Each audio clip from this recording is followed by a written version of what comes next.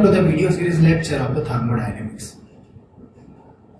As we all know, we were discussing about the first law of thermodynamics, and in the first law of thermodynamics we have already covered these topics: the sign convention, Joule's experiment, first law for the closed system, first law for the process, first law for the isolated system. Then we have applied for the flow processes.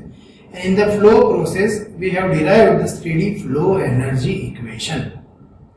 Okay, and also we have discussed the applications of the steady flow energy equation, and after that we have calculated one numerical in the last lecture.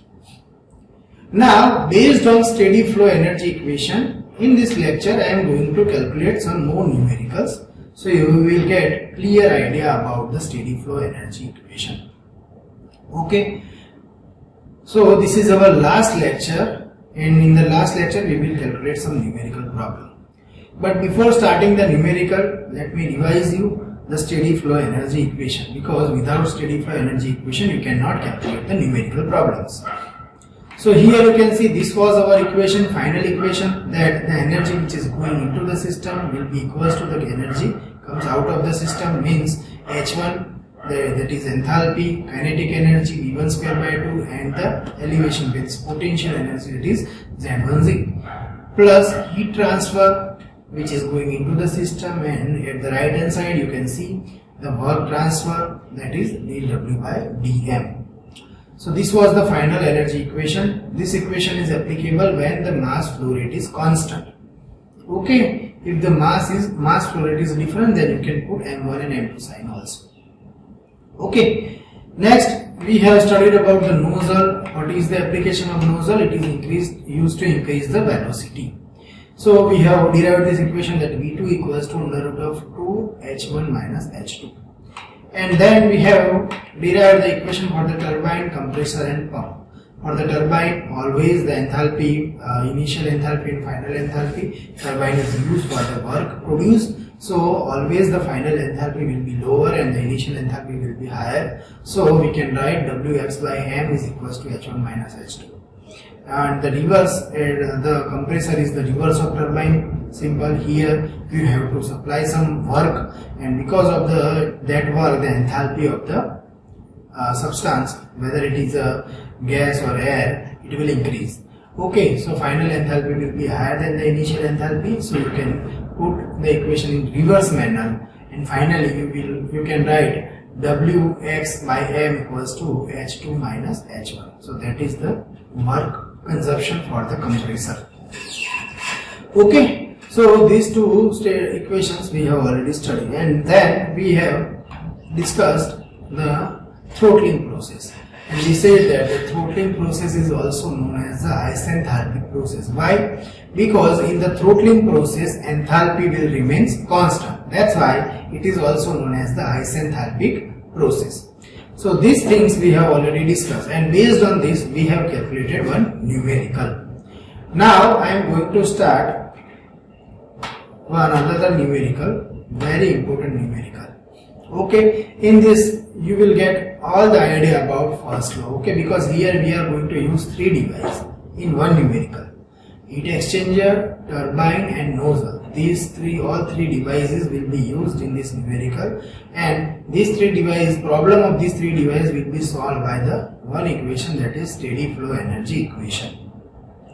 Okay, so it is time consuming, but you can understand the entire concept of steady flow energy equation with the one numerical. Okay, so focus on this numerical. I am going to take one highlighter so you can understand this thing. Okay, now you can see what is given in the numerical. First, the substance is air. Now when in the numerical the examiner called air, so you need to know the properties of the air. Air having the adiabatic index 1.4, the specific heat of air also you have to remember that Cp, that is the specific heat at constant pressure for air, is 1.005, and the Cv, that the specific heat of air at control constant volume, that is 0.718. So these two things you have to remember. Okay, specific heat of air. Now also you can remember the R value for air. Okay, that is the simple thing. Now what is given in the numerical? Air at a temperature of 15 degrees Celsius. So initial temperature of air is given, that is 15 degrees Celsius. Now I am going to highlight it so you can understand. 15 degrees Celsius temperature of air. Okay, and it is passed through the heat exchanger. So the first device is the heat exchanger. So this 15 degrees Celsius air is passed through the heat exchanger, and the velocity of the air at entry point is 30 meter per second. So this is the entry point, you can see here. This is our entry point, and at this entry point, what is the condition of air? 15 degrees Celsius and 30 meter per second velocity. So we can write here T1 is equals to 15 degrees Celsius and velocity V1 is 30 meter per second. Where the temperature is rise to 800 degrees Celsius. What is the meaning of this? When the air is passed through the heat exchanger, its temperature will rise. And what is the amount of temperature? That is the 800 degrees Celsius. 800 degrees Celsius. So in heat exchanger, the air will heat up. Okay, and final temperature is 800 degrees Celsius. Okay, so we can write here the T2 is 800 degrees Celsius. Now it then enters into the turbine with the same velocity of 30 meter per second. So here you have to understand that the velocity of the air is not changed in the heat exchanger. At the entry of heat exchanger, velocity of the air is V1, that is 30 meter per second. At the exit of heat exchanger, velocity of the air is 30 meter per second. Means in heat exchanger there is no change in kinetic energy. Also you can see there is no elevation difference, so there is no change in the potential energy. So what is change? Just a change is temperature. Initially the temperature was 15, now final temperature after moving from the heat exchanger, it is 800 degrees Celsius. Now this 30 meter per second air is going to the turbine. Okay, and in the turbine it will expand until the temperature falls to, until here you can see, until the temperature falls to 650 degrees Celsius. So the temperature of the turbine, in the turbine the temperature will fall from 800 degrees Celsius to 650 degrees Celsius. And the velocity after leaving the turbine, what is the velocity? Velocity is 60 meter per second. So the velocity will be 60 meter per second. So what is the exit condition of turbine? I have mentioned here that T3 is equals to 650 degrees Celsius and velocity V3 is equals to 60 meter per second. Okay, to 60 meter per second to a nozzle where it is expand. Now this 60 meter per second with velocity V3, 60 meter per second, it goes into the nozzle. Now we know what is the purpose of nozzle. Nozzle is used to increase the velocity. Okay, so here nozzle will increase the velocity from V3 to something. Okay, so nozzle will increase the velocity V3 to V4.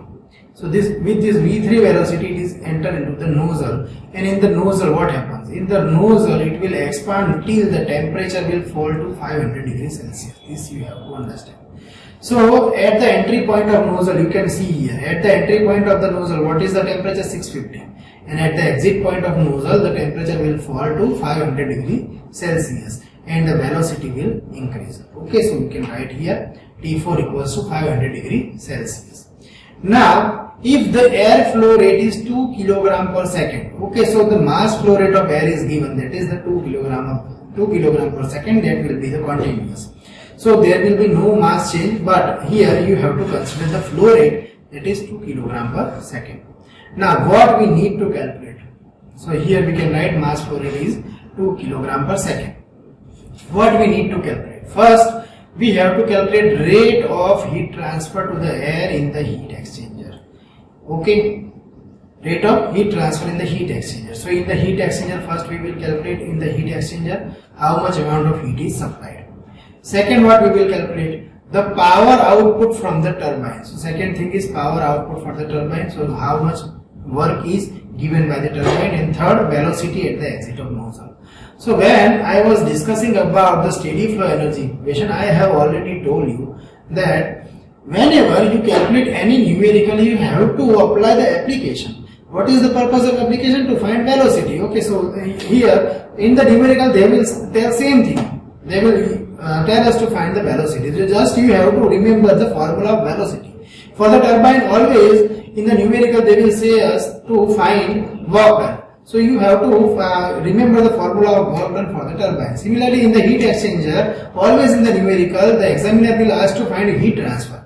Okay, so heat transfer formula you have to remember. So this type of shortcut methods you have to understand to make numerical very easy.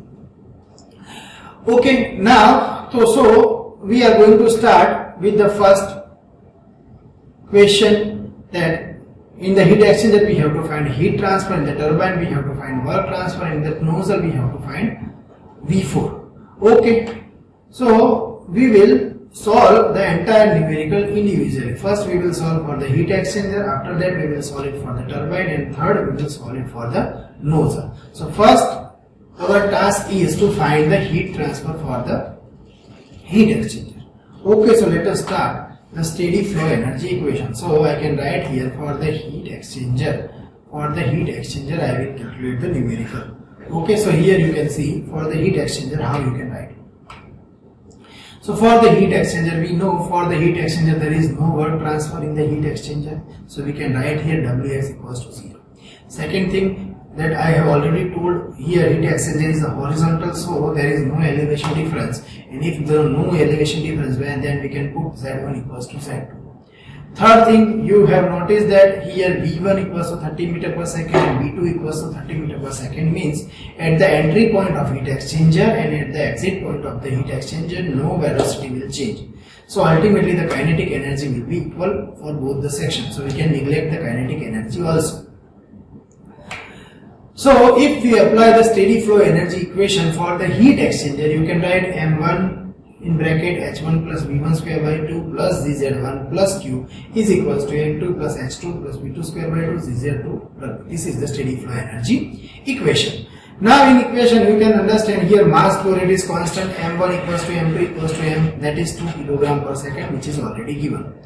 Here the work transfer, here you can see, okay, 1 minute.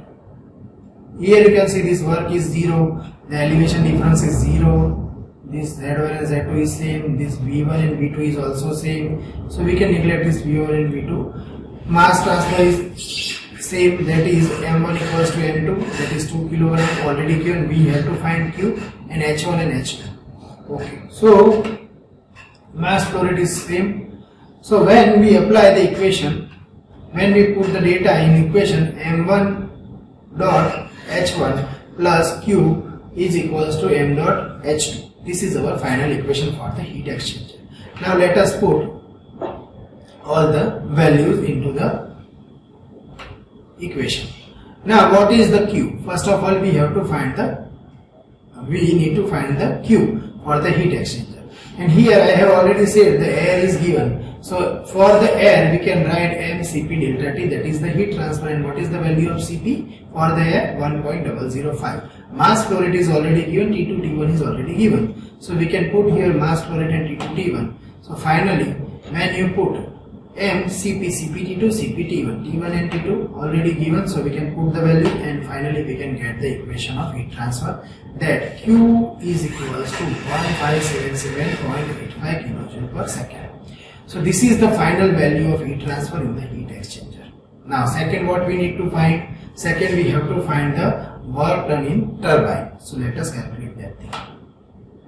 So this is our figure. Now second, we need to find work done, but before finding the work done for the turbine, you need to know the initial and final condition for the turbine. Initial condition for the turbine, that is 800 degrees Celsius temperature and V2 is 30 meter per second. Final condition, that T3 equals to 650 degrees Celsius and V3 equals to 60 meter per second. So this is the initial and final condition for the turbine. Now I am going to calculate the work done for the turbine. So here you can see in the turbine no heat transfer. We have already discussed when we were discussing about the steady flow energy equation, that in the turbine always heat transfer will be 0. Z1 equals to Z2 equals to Z3 because the elevation is same. Now here I can write m dot H2 plus V2 square by 2 plus ZZ2 plus Q is equals to m dot H3 plus V3 square by 2 plus ZZ3 plus W. That is simple steady flow energy equation. Now here you can see the heat transfer is 0, so we can neglect this heat transfer. Mass flow rate is same in both the direction. Now velocity is increased, but elevation, yes, elevation you can neglect. Z2 equals to Z3. So the final equation will come like this, that W that we need to find for the turbine is equals to m dot H2 minus H3 plus V2 square minus V3 square by 2. Now what are the data given here? V2 is given, V3 is given, so we can find it. H2 and H3 is not given, so we have to find it. Okay, so we can write H2 minus H3. What is H2 minus H3 for constant pressure? We can write CpT2 minus T3. This equation we have already derived. So H2 minus H3 we can write 1.005. T2 and T3 is already given. We have to put in Kelvin. So 800 degrees Celsius will be converted in Kelvin, like it will become 1073, and that is 650 degrees Celsius will be converted in 923. So ultimately you will get H2 minus H3, that is 150.75 kilojoule per kilogram. That is the final value of H2 minus H3. Now by putting all the values you can get the answer of W, and the answer will come like this, that is 298800 joule per second. You can also put it in kilojoule per second. So that is the work done by the turbine. Now the last device is nozzle. And for the nozzle we know that we have to find the final velocity. If you remember the formula, you can directly apply that formula, that V2 equals to under root of 2H3H4 minus H3 for this condition. Okay, if you forgot the formula, you can directly apply the steady flow energy equation. In the steady flow energy equation, we know that in the nozzle always work done is 0. Always heat transfer is 0, mass flow rate will be same, we can neglect the elevation difference, so Z4 and Z3 we can neglect. Okay, so these terms we can neglect. So finally you will get this type of equation, that V4 equals to 2 under root of 2H3 minus H4 plus V3 square by 2. V3 we already know, H3 and H4 we can find from the previous equation. We have already derived this equation, that H3 minus H4 equals to Cp delta T, that is T3 minus T4. When we put all the value for the air, finally you will get this answer, that V4 is equals to 552.35 meter per second. So this is the final velocity of the air. Okay, so with this example you can thoroughly understand how the steady flow energy equation is useful. Okay, so this is the end of our lecture, and this is the end of our chapter also, that is the first law of thermodynamics. Okay, so thank you for today.